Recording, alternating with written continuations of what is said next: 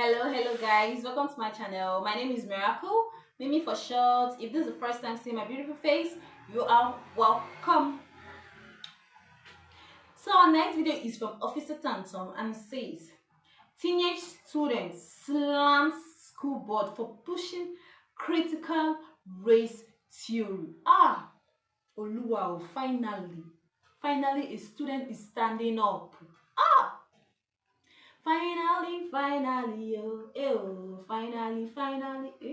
Let's check this video out. This young man being bold, brave, courageous, and speaking up for truth against a school board. They always say, and I make these videos all the time, they continue to say, no, man, you just making this up, man. They're not doing this at the school, man. They know CRT. CRT ain't even bad for you. You know what I'm saying? They just teach the true history. Well, let me show you the effects and what young people are actually experiencing because they have the people that look like me be the victim, and the ones who look like this young man are the victimizers. And it's unacceptable. We should not be doing this in the school. Listen to what the boy had to say. This is a pretty long video, but I think it's all valuable in the context, and I applaud this young man. And if anybody can find out who he is, get him my contact information. I want to talk to him. I want to have him on my show. Roll the clip. It's Brad Taylor, and I just finished my freshman year at RHS. I've been a part of District 196 schools now for 10 years, and I'm going to give you a glimpse today of what's actually going on inside these schools. Actually going on. Despite the board's attempt to deny it, District 196 schools are quickly becoming a place where promoting activism is actually more important than promoting education. I'll take you back to my first day at RHS this fall. The principal came out and gave us a heartfelt speech about equality and standing together. He began to list countless races, such as Latino, Asian, expressing how much they matter and how important they are. But never once did he mention a race or identity that reflects me, or half the kids that He's so brave. Like, kudos to you. in the school district. But you must admit how uncomfortable it will be to be characterized just by your skin color on the first day of school and be thought that you were wrong just because of your skin color. So I will never forget the look one of my friends gave me from across the room as we were sitting there listening to this blatant bias being expressed in the so-called equity statement by the leader of our school. This boy's smart. To be clear, I don't need you to tell me that I matter, but hearing the condolences given to other races and leaving just one race out, it inevitably you'll start to feel like you've done something wrong. And in our principal's attempt to unify us, he instead created unwarranted boundaries and barriers between his students, pitting us against each other based on characteristics that we can't control. In another separate instance, I was told that writing "All Lives Matter" on the whiteboard was political and could be seen as offensive. When I questioned the teacher after class, she told me that she didn't have an answer and she just had to erase it, and it was quickly erased. There are political signs all over RHS, about specific races that matter, specific sexual orientations that matter, and specific perspectives that matter. But when I questioned the RHS administration about how these signs were political, they told me that they were supporting human rights. So when I questioned why the equity statement couldn't represent all students, they told me that to even ask that question was outlandish and offensive. And when I asked why that was, they told me, quote, "Whites have a pretty good situation right now," unquote. Oh, it's more. It's more. I want to interject and say something, but it is more. Can you imagine somebody saying that to your child after all we've been through? Okay. So is that not racism?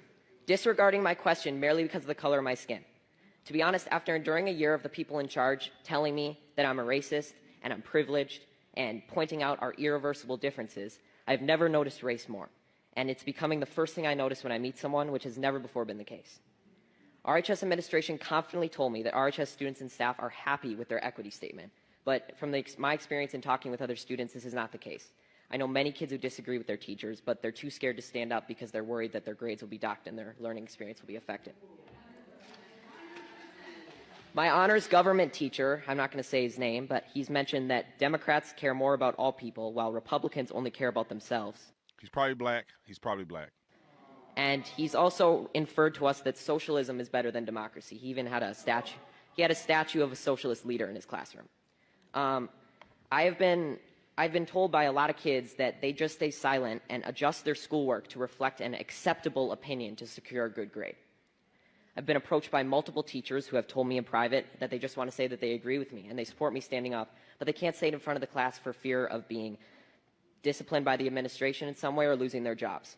There is clearly only one way to think in this district, and that is that they are teaching their kids to shut up if they don't agree. Now, members of the board, I want you to take a good look at yourselves in the mirror tonight and ask, are you really standing up for the equality of all people, or are you just pushing a damaging political ideology on our students? A fellow coworker at my job, who, by the way, is of color, discreetly told me that the schools seem to be pushing a very leftist agenda in class.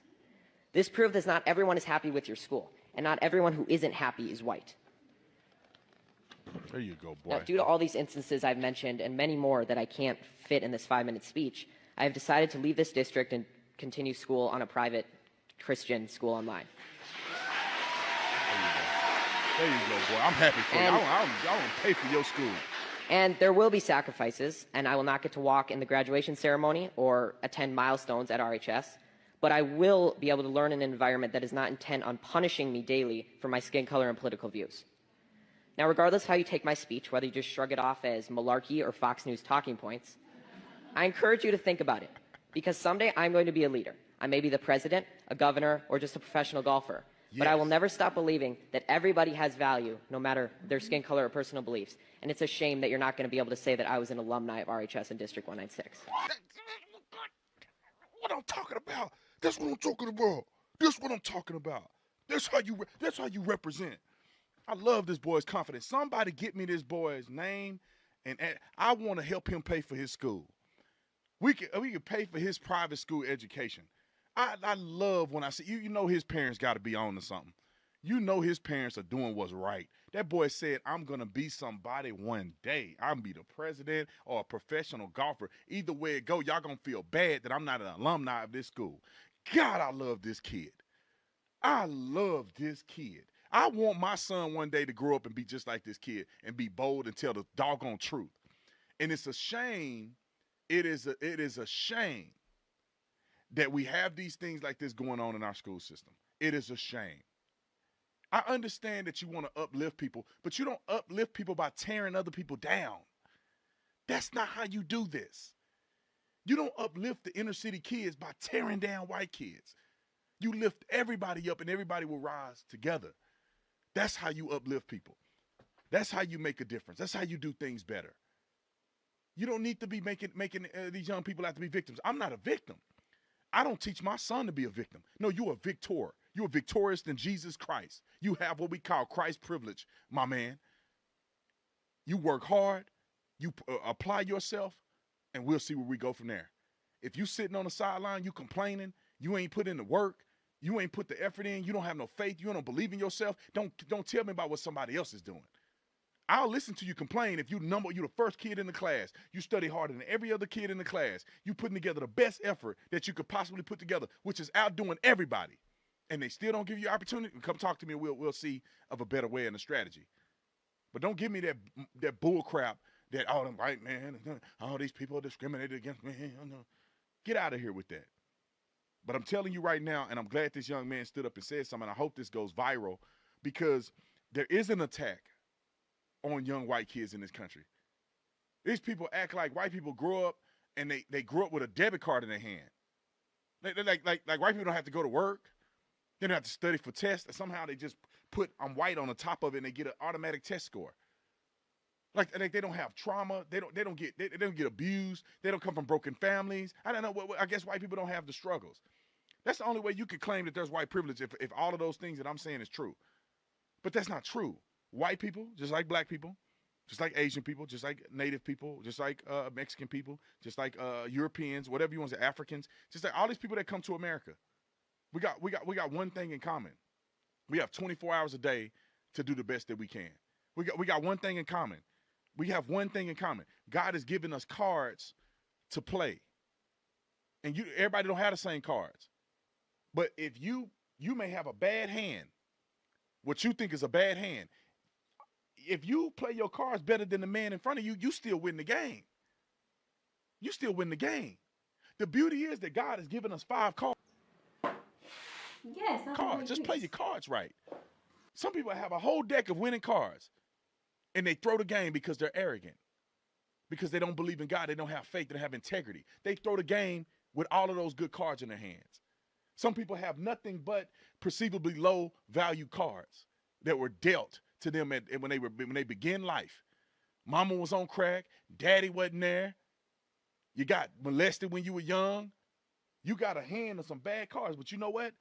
God can give you the knowledge and wisdom to play these cards in a way in which are conducive for you to still win.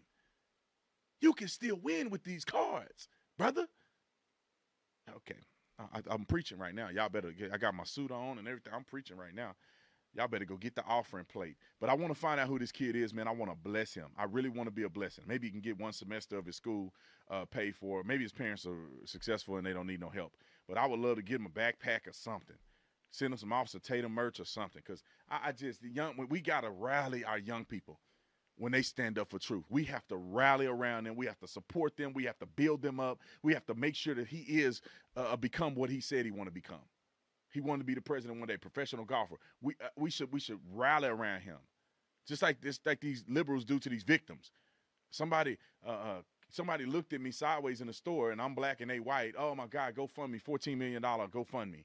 It's like, no, we should rally around these conservative young people who are standing up in the face of tremendous adversity. I've been to these colleges and universities, and I've been to these high schools. I haven't been to a lot. I wish I can go to more. But I've been to these schools, and I hear these young people talking and saying like it's just as bad as in college. They have to fluff, tests and stuff and try to write what the teacher wants them to write. They get forced, it's getting forced down their throat of propaganda. I'm finding out who this kid is. I'm going to have him on my show or something. I got to bless this kid. Anyway, y'all like it. See, everything that Tomosoe just said right now is correct. I agree. Like, guys, I did not interrupt this video very well because I enjoy what I was listening to. Like, that guy, hi, God bless that young boy. Whatever he is, may he succeed in all ramifications of his life. Because I have mad respect for that kid. I'm an adult here, and I know I might senior that guy, but I mean AWE for his speech. Man, that guy, he's so bold. He's so confident. Did you see the way he was talking? Like, he owns the stage. He was talking without nobody forcing him. Like, he was talking. Hi. Like, guys, this kid knows what is going on. It shows that this kid, he knows what is going on. And he's not allowing anybody to confuse him. Yes. And guys, what I love about this guy is because he is not afraid to speak his mind. He's not afraid to speak the truth. Guys, see guys, stop playing this racism mentality card or this racism victim card. It's doing you no good. See, it's making people feel as if you are locked in the prison. It's making you hostage. Come out from that prison and face the reality of life. Guys, divided you guys fall, united you guys stand together. All life matters. Irrespective of any color, it matters. Good. Let me know your thoughts in the comment section. Like, watch, and subscribe to my channel, and have a wonderful day ahead. Bye bye.